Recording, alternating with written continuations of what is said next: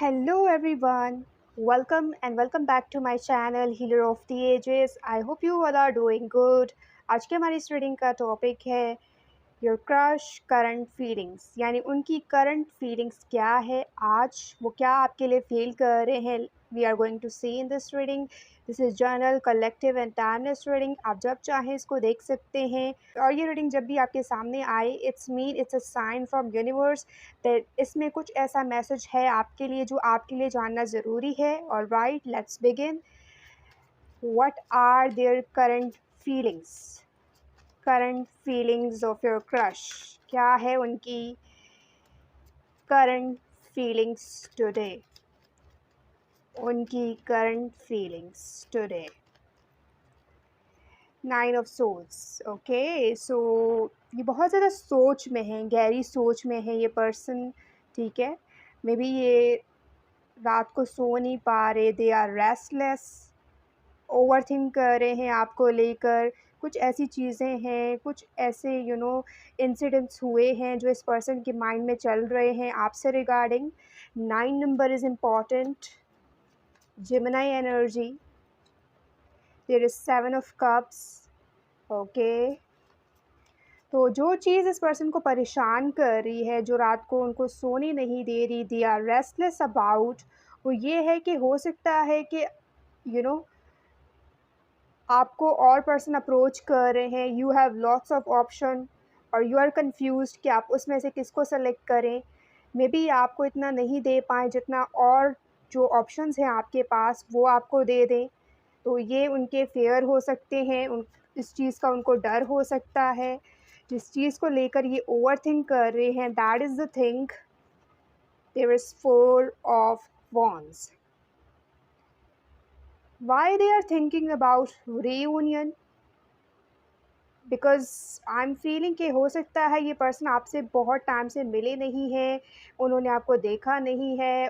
वो आपकी खैर खैरियत मालूम करना चाह रहे हैं, that how you are doing and what's going on in your life. So this person really wants to know कि सब कुछ आपकी लाइफ में सही चल रहा है या कोई प्रॉब्लम तो नहीं है. So they are concern about you. Alright, मुझे थोड़े से कंसर्न नज़र आ रहे हैं आपके लिए, आपकी फ़िक्र कर रहे हैं ये. There is ace of swords. तो कुछ क्लैरिटी है, कुछ चीज़ें हैं जो ये क्लियर करना चाह रहे हैं. हो सकता है उनको ऐसा फ़ील हो रहा है कि कुछ चीज़ों को आपने मिसअंडरस्टूड किया है उनके बारे में, या कोई ऐसी फ़ॉल्स इन्फॉर्मेशन आपको पहुंची है जो कि सही नहीं है. तो उनको ऐसा फ़ील हो रहा है कि आप इस पर्सन के बारे में कुछ ऐसे नेगेटिव थॉट्स रख रहे हो, तो वो क्लियर करना चाह रहे हैं चीज़ों को आपके साथ बैठ के. जो चीज़ें हैं उनके दिल और दिमाग में, उसको क्लियर करना चाह रहे हैं, सॉर्ट आउट करना चाह रहे हैं सम काइंड ऑफ. वो नहीं चाह रहे कि आप लोगों के बीच में कोई मिसअंडरस्टैंडिंग्स हो, प्रॉब्लम्स हो. Alright, so 11 this S of swords, clarity with new beginning. This is something they really want, जिसको ये ज़्यादा सोच रहे हैं, जिस चीज़ के बारे में ये नई शुरुआत करना चाह रहे हैं. मे बी पास्ट में जो सिचुएशन रही है, जो इंसिडेंट्स हुए हैं, दे वर नॉट सो हैपनिंग. सो ये कुछ न्यू बिगिनिंग करना चाह रहे हैं आपके साथ. Definitely 4 with the ace of swords. और ये जब भी आता है ace of swords with this crown, it shows that this person really really wants to win you. जितने आपके अदर ऑप्शंस हैं उन सबको डिफ़ीट करके ये आपको पाना चाहते हैं, आपको हासिल करना चाहते हैं. S of swords shows the winner. तो ये जो भी सिचुएशन है, जितने भी ऑप्शंस हैं, ये सबसे स्टैंड आउट करना चाह रहे हैं. और ये स्टैंड आउट कैसे करें, they are thinking about that overnight. There is page of cups. Very innocent energy. ठीक है, मुझे इस पर्सन के अंदर बहुत ज़्यादा इनोसेंट एनर्जी फील हो रही है. They are very emotional about you, और आपको लेकर वो बहुत ज़्यादा इमोशनल हो जाते हैं. उनके जो इमोशंस हैं वो ओवरफ्लो हो जाते हैं when ever they think about you. जो टॉपिक है वो आप होते हो, तो ये पर्सन जो है अपने अंदर एक हलचल महसूस करते हैं. एक जो इमोशंस है वो उसकी लहर यहाँ पे दौड़ती हुई नज़र आ रही है कि जब आपके बारे में जो चीज़ें होती हैं तो वो इस पर्सन को अंदर से अफ़ेक्ट करती हैं, मेंटली वो स्ट्रेस्ड आउट हो जाते हैं। उनके आस-पास की जो सिचुएशन है वो टोटली चेंज हो जाती है when it comes to you, alright? Pisces energy strong है, कैंसरियन हो सकते हैं, emotional, sensitive, there is knight of swords. Okay, so कुछ जल्दबाज़ी उनको ऐसा लग रहा है कि उन्होंने किया है कुछ एक्शंस में, जो कि उनको नहीं लेना चाहिए था, तो ऐसी कुछ चीज़ें उन्होंने की हैं, कुछ ऐसे एक्शंस लिए हैं जो उनको ऐसा फ़ील हो रहा है कि शायद उस सिचुएशन में उन्होंने इम्पल्सिवली एक्ट किया है, यानी बग़ैर सोचे-समझे कोई चीज़ कर देना और बाद में उस चीज़ के बारे में सोचना, पछताना कि काश वो चीज़ उन्होंने नहीं किया होता। तो ऐसी कोई सिचुएशन रही है जहाँ पे इन्होंने बग़ैर सोचे-समझे एक्शन लिया है, इमोशनल होकर। क्लैरिटी नहीं थी कि उस सिचुएशन में वो कैसे डील करते, लेकिन उन्होंने अपने इमोशन से डील किया है। शायद यही वजह है कि जो रिज़ल्ट मिला है, जो आउटकम मिला है, वो उनके हिसाब से या उनके जैसा उन्होंने सोचा था, वैसा नहीं था। ऑलराइट? तो कुछ चीज़ें हैं जो ये क्लियर करना चाह रहे हैं आपसे। मेबी उनको ऐसा लग रहा है कि जो आप इन्फॉर्मेशन ले रहे हो या लोग आपको बता रहे हैं उनके बारे में, तो कुछ चीज़ें ऐसी हैं जो कि सही नहीं हैं। और दे आर वंडरिंग कि आप इनके बारे में क्या सोचते हो, किस लिहाज से सोचते हो, क्या थॉट्स हैं आपके माइंड में अपने क्रश को लेकर। So they are curious. And overall जो एनर्जी है हमारे पास, किंग ऑफ सोल्स की एनर्जी है, थिंकिंग, थॉट्स, डिफरेंट पर्सपेक्टिव, ये आपको लेकर डिफरेंट पर्सपेक्टिव से सोच रहे हैं। और अगर कोई ऐसी सिचुएशन है जो आप लोगों के बीच में रही है, सो this person is thinking from different point of views, from different perspectives. वो उस सिचुएशन को लेकर डिफरेंट सिनेरियोज़ लगा के सोच रहे हैं, ओवर थिंकिंग, ओवर एनालाइज करना चीज़ों को, डीप जाना, digging deep. That's how they are feeling about you. वो हर छोटी-छोटी चीज़ को कंसीडर कर रहे हैं, ओवर एनालाइज़ कर रहे हैं और कुछ तो न्यू आइडियाज़ ये सोच रहे हैं आपके बारे में। कुछ ऐसी चीज़ें हैं, कुछ ऐसे आइडियाज़ हैं जिन पर ये एक्शन लेना चाह रहे हैं, नाइट ऑफ सोल्स। उनको रियलिटी में कन्वर्ट करना चाह रहे हैं and they are excited. Page of cups, जो आइडियाज़ उनके माइंड में चल रहे हैं, उसके रिज़ल्ट को लेकर, उसके किस तरीके से वो अप्लाई होगा, क्या आउटकम होगा। So they are excited about it. और वो आइडिया कोई वेडिंग हो सकता है, कोई सेलिब्रेशन वाली जगह हो सकती है जहाँ पे ऐसी अरेंजमेंट्स करें ये पर्सन कि आपको देख सकें। एज जस्ट आई मेंशन कि बहुत टाइम हो गया है, उन्होंने आपको देखा नहीं है या आपसे मिले नहीं हैं। So this person really wants to see you, alright? तो उसके लिए ये आइडियाज़ लगा रहे हैं, कुछ नया उन्होंने सोचा है, making the way to see you. Let's see from this कि आपके क्रश की क्या करंट फीलिंग्स हैं आपको लेकर। What are their current feelings? Bouquet, okay, तो वो कुछ आपको बुके देना चाह रहे हैं या समथिंग, फ्लावर्स, ऐसा जेस्चर ये करना चाह रहे हैं, या ये करंटली उनकी ख्वाहिश हो सकती है कि ऐसे जेस्चर्स वो आपके लिए करें, आपको खुश करने के लिए। There is 9 number important again. कोई वेडिंग सेरेमनी हो सकती है जहाँ पे आप इस पर्सन से मिलें। So there is possibilities that you are going to see this person, going to meet this person, क्योंकि ये ऐसी अरेंजमेंट्स करने वाले हैं। So this is confirmation. There is mice 23, बहुत सोच रहे हैं ये person, they are thinking a lot about you. 23 number is important. Star, there is hope, ये पर्सन होप कर रहे हैं कि ये बहुत जल्द आपसे मिलेंगे। This star is giving hope. 16 number is important and this is confirmation कि वो ओवरनाइट आपके बारे में सोच रहे हैं, staring at the stars, moon, and thinking about you.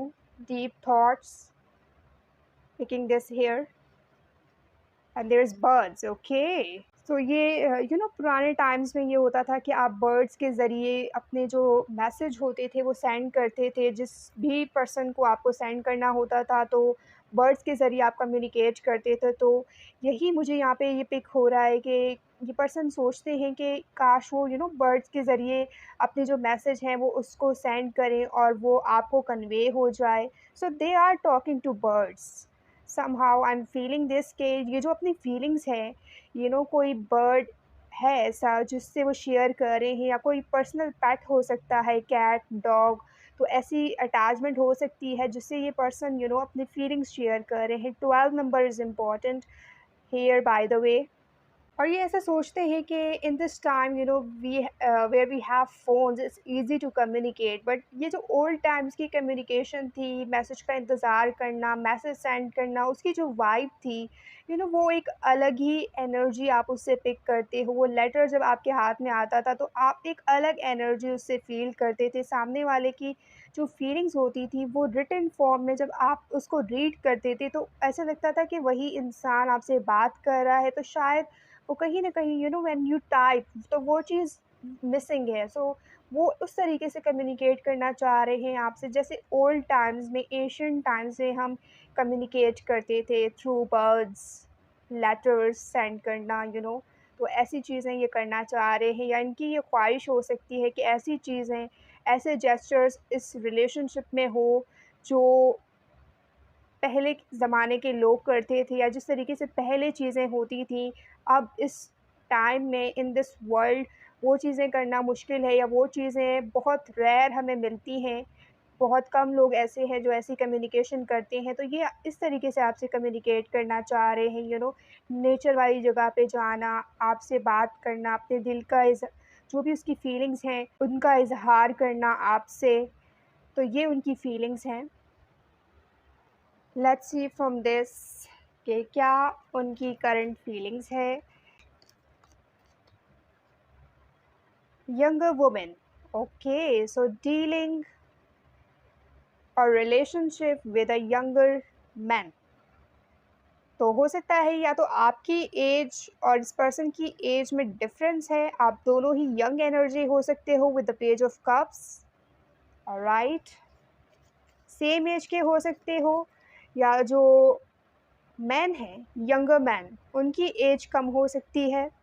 So this is significant, may not resonate with everyone. There is key success outcome to your problems. So there is a star and there is key. Definitely it gives the hope, star हमें एक उम्मीद देता है, एक ऐसी उम्मीद जो हमें डटे रहने की, अपने सिचुएशन से फाइट करने की स्ट्रेंथ हमें उससे मिलता है। सो जो हम सोचते हैं कि जो हमारा जो प्रॉब्लम है उसका जो आउटकम है वो सक्सेसफुल होंगे हम उसमें और उस प्रॉब्लम को ओवरकम कर लेंगे।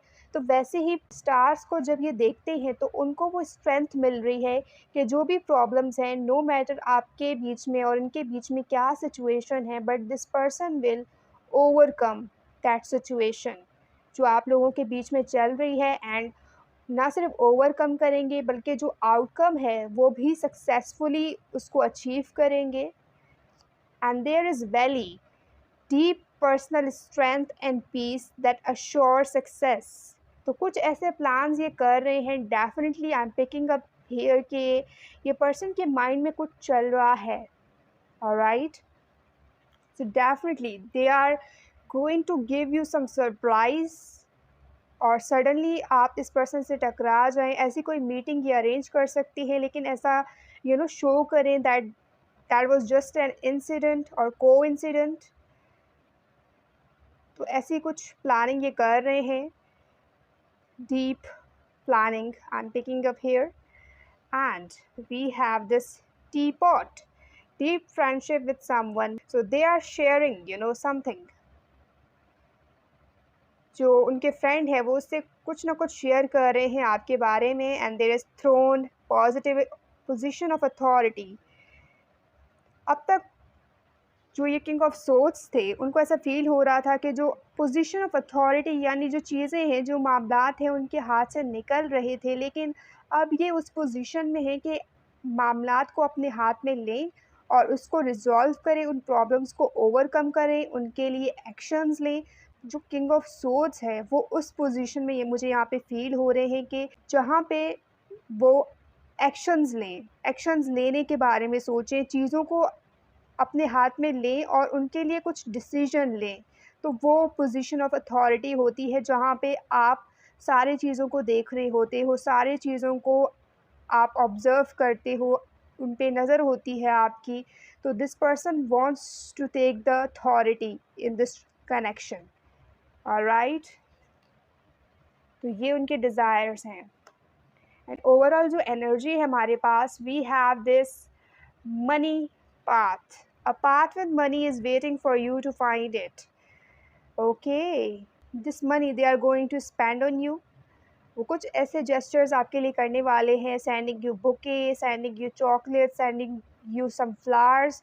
तो उस पे वो स्पेंड करने वाले हैं, यू नो, ऐसी खुशियाँ जो आपको देकर वो आपको खुश करना चाहेंगे। तो definitely they are going to buy something for you, जिसको देकर आप खुश हो जाएं। सो यही उनकी करंट एनर्जी है आपके क्रश की। ऑलराइट गाइस, यही थी आपकी रीडिंग। अगर आप इसको क्लेम कर रहे हैं तो मुझे कमेंट करके ज़रूर बताइएगा। अगर ये वीडियो आपके लिए हेल्पफुल रही है तो उसको लाइक करना मत भूलिएगा। चैनल पर न्यू हो तो सब्सक्राइब कीजिएगा। अगर ऑलरेडी सब्सक्राइब कर लिया है so thank you so much. Share this reading with your friends. I will see you in the next reading. तब तक के लिए bye bye, take care, love you all.